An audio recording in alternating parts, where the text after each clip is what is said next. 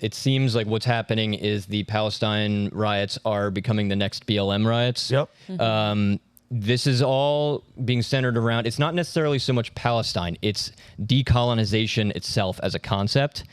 And what we're going to see is the same rhetoric that they're using about Israel and Palestine, as Israel is the oppressor, the colonizer, and Palestine is the colonized. That's going to be applied to the United States eventually, because they already believe that the United States is they call it race capitalism, where it's an unfair colonial situation established by Britain on Indian lands and imported slaves, and therefore it's illegitimate as a state, and therefore the state should be overthrown, the Constitution thrown out, and we, start all over. But trust me, guys, we're not going to genocide you after this happens. Yeah. You'll be left alone. But so anyways, this writer named Zadie Smith, she was lauded for the last 20 years as one of the best novelists of our time.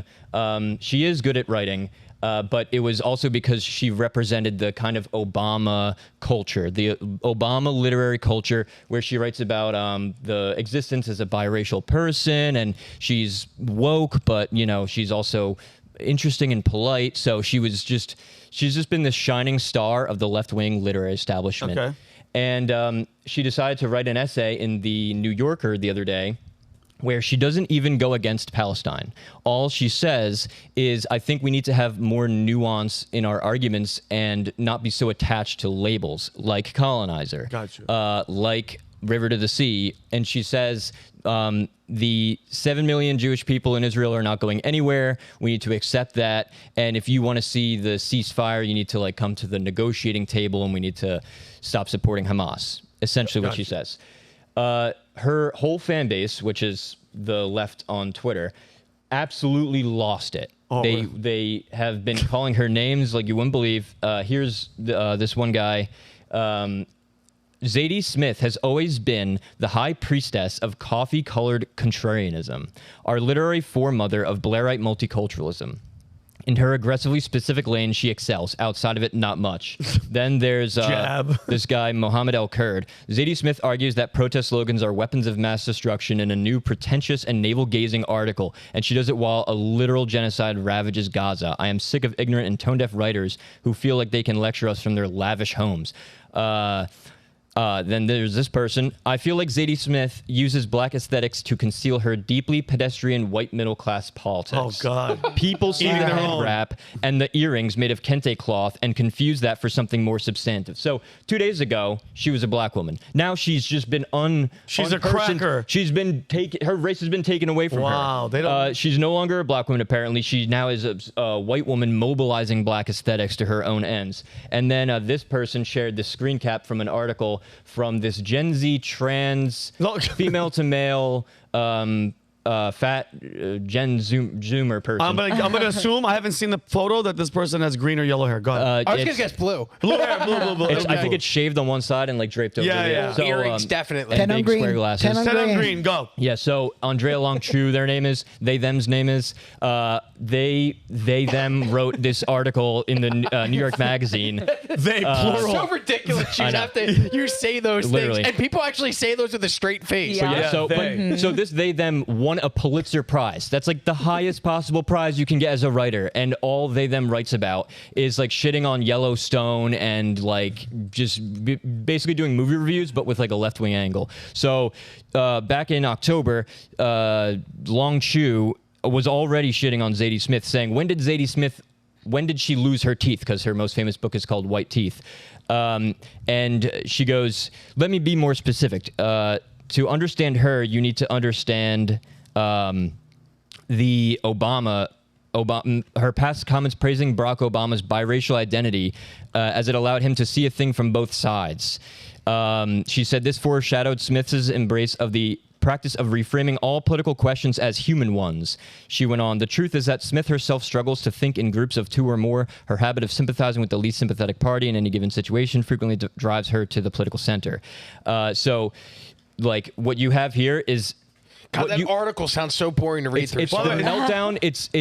It sounds like, who cares? It's the meltdown of the whole Obama establishment, which was based around, let me try to be this peace broker between the two sides, and unite along our differences somehow in a multicultural way. These people are like, no, full on decolonization, full on kill whitey, full on we're doing a revolution.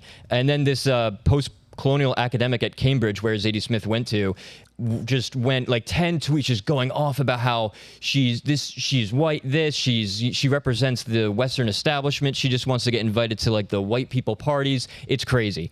But so Stephen King and Margaret Atwood were also canceled. All these writers are getting canceled because they're not being full on decolonized. Basically, so if she's speaking up for Israel, not even, she's just saying like we need to come together and figure out how to deal with our problems. But these people are like, no, Israel must go. We're gonna kill all the Israelis. Two things. I love personally seeing the left eat their own. I drool at it because it gives the other side a chance to just sit back and like, you guys go ahead. Because by the way, this whole did any of you think it was gonna happen like this? Did any of you think that the left was going to be the anti-Israel? Because I would have thought the opposite. This has put a wedge that the left, Jewish people, I can't see any Jewish person voting left, voting for Biden, voting for any Democrat, because the majority of them, Shane, and I'll give you the floor. I think this is their mindset. And Amy, this came out of nowhere. Did you have any idea? I saw it coming. I didn't. How did you know? Because this has been like this forever. The decolonization thing. That's their ultimate goal, and that is more important to them than protecting Jewish identity. And also, there's many Jews who are actually a part of this, and they hate colonization, so-called, is such a stupid term. Yeah. They hate civilization, I should say, more than they like their own people having their own land. Look, my best friend growing up, James Harvey, shout out. He was born in Rhodesia, that is now Zimbabwe. His father, he was a RAF pilot, tasked England, British Air Force. Yeah. Anyhow, the situation with decolonization got there so bad that they broke into his house, burned the house down, and shot his grandmother for being white. That's what it is. Jeez. That's what it is, in front of everyone. Jeez. Back home, in my undisclosed location, this is flaring up with the indigenous people there. They're doing terrorist attack. Oh, I'm seeing it. Every single week there's a new terrorist attack. Yep. Because they're like, this decolonization thing is bullshit. It's just anti-white, anti-success. God bless you. And that's what it is. And it's going to get super violent. We're just seeing the first flaring up. And then on the Israel-Palestine deal, it's all left. Like, it's just a wedge in the left. Like, you have two type of people. You have one type of people, it's the left. They want to do something with your money. Of course. So one camp wants to throw bombs with your money, and the other camp wants to throw food with your money. Yeah. But still, like, we're in a stalemate. We either feed them or bomb them. We're so. Is the United States the most confusing country, Rob, to go to war with? We'll bomb the shit out of you, and another plane comes and is like, snacks, bitches. Yeah, sandwiches. Like, what are we doing? It's like, you imagine laying there, your legs are gone, but you're like, oh shit. Oh, my favorite was there was a meme that was going around as Israel and Iran were going back and forth, and it was photos of the missiles, and it said my tax dollars, and then missiles going from the Iron Dome, defeating those, and going also my tax dollars. Oh, and I went, that's the truth. We're funding both of those somehow. So let me play devil's advocate for all of you, because I want to know all you guys is to the Israel-Palestine Gaza situation. By the way, and I just saw another video of Bibi Netanyahu. To me, is not a good dude. Okay, I've seen multiple videos of him shitting on our country. So anybody that I also agree with that. Oh, if you shit on our country, the hell with you. Like Bibi Netanyahu could kick rocks immediately. Get the fuck. Like, by the way, we. Because I know Kanye did this and got in trouble. It's not anti-Semitic. It's not. A lot of Jewish people are in our government. Wait, is that bad? No. It's just anytime you preface an argument with, I know Kanye said it, but it's what's coming? Well, first of all, let's back up. No, but you're right, Vinny. You're absolutely right. Doug, remind me of this point, because it's like anti-Semitic. I'm a Semite, so come try me. Yeah. England granted Israel that land in Palestine. Correct? Yes. Yeah. Where do they get the right? I'm being very inquisitive and very curious. What gives somebody the right to give someone else land in somebody else's country that's already established? Well, I mean, it doesn't really. It gets very hairy when you're talking about rights. Hairy like heifer, like hairy red like heifer, Okay, yeah, like a red heifer. But like the Rothschilds brokered that deal ultimately. Oh, weird. They were contacted by the Zionist movement, and Lord Acton, I believe, was involved. It's like it's really comes down to power. Who has the most power to preserve their land? Yeah. And even though Israel has been given so much help, they have not been able to really preserve their land enough to the point where they can, live in peace and defend themselves. So they've just constantly needed our help. And they didn't really have a right to the land, but they kind of do if you believe the argument that it was historically and biblically their land. But they're not. But Jews currently there were Bible, people living there. Yeah, and, well, there's people living there. So and also they do this two-step thing where they're like, we want the Palestinians to be integrated into our society, but we also will look the other way when some of our settlers kick them off their lands and drive them into poverty. Yeah. And that's just straight up. And that's one of the problems. Yeah. And by the way, I'm not. The students on the campus have no idea what the hell they're talking about. If you're pro Hamas and all that, you're an idiot and you deserve to get slapped in your stupid head. Queers for Palestine. Yeah, by the way, yeah, queers for Palestine. I saw them bending and praying. I'm like, bro, I will pay. Listen to me. Anybody that's out there, the gays for Palestine, I'll pay for your ticket. You can't fly to Gaza. Fly to Israel if they'll let you get in there. And I want you to go to Gaza and play that game. Put a halter top and go there and just be like, yes, gays for Gaza. See what happens to you. But then going back to my point, so that's a hairy situation. I could see how some people would be like, well, wait a minute, that they're kicking people out, and then let's not even get into the whole BB knowing the attacks was coming, all that aside. Yeah. But if you look at our government, there has to be a conflict of interest when the majority of the main people. Let me just give you a list, okay? And you tell me where you think that they're like what their heritage, ethnicity is. Alejandro Mayorkas. Come on, Vinny. Cuban Jew. He's Cuban. Yeah, I know. Yeah, He's a Cuban Jewish guy. All right, hold on. I'm just trying to. Okay. Guys, this is simple information that's out there. Okay? Yeah, Merrick Garland. What title is Merrick Garland? Attorney General. Attorney General.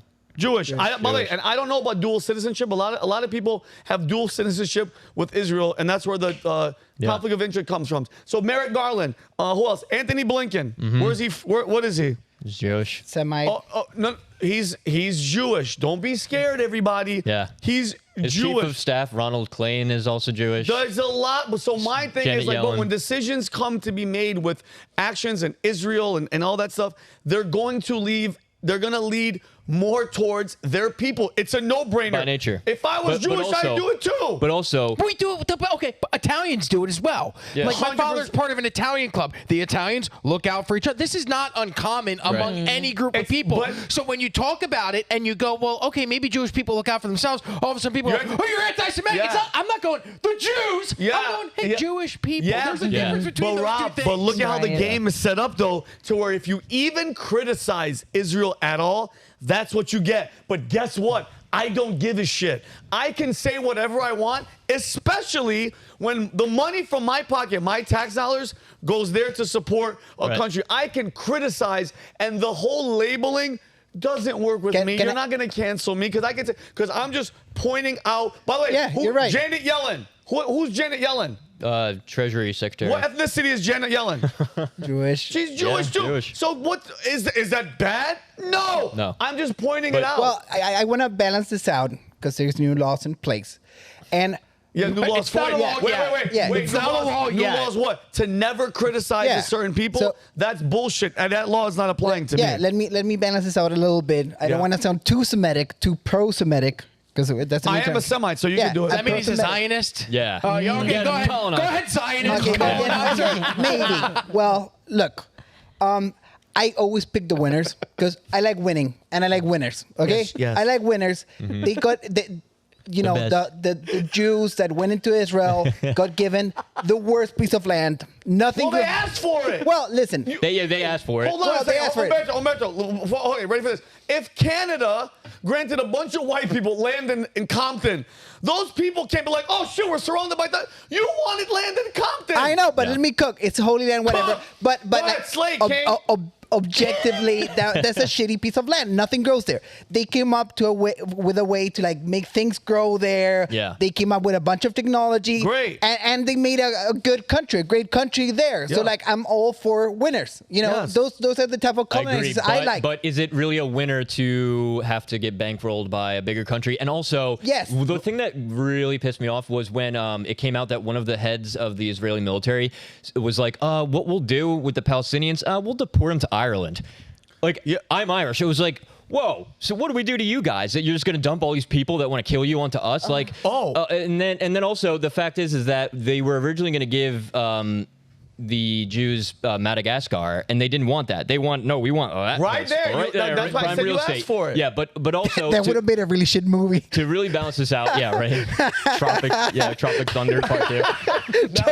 Tropic Jews. That's so funny. But like what's really I think at stake here is even if you think the Palestine side has a good argument, trust me, the leftists, the post-colonial scholars that are saying all this stuff, they don't really care about this. What they're trying to do is like what they always do. They have ulterior motives. They ultimately want communism. They want the complete redistribution of all wealth and the destruction of all borders, and you can't have a car and you can't have meat and you have to sit in the pot and eat bugs. That's what they ultimately want. They're going to use the plight of the Palestinians, which may be objective and may be sad, to push for this. And don't for 1 second think that the campus protesters are on your side just because you also don't think Israel should have complete power to do whatever they want, because they're not, and they will come through. I'm gonna close with you, Amy. What do you think?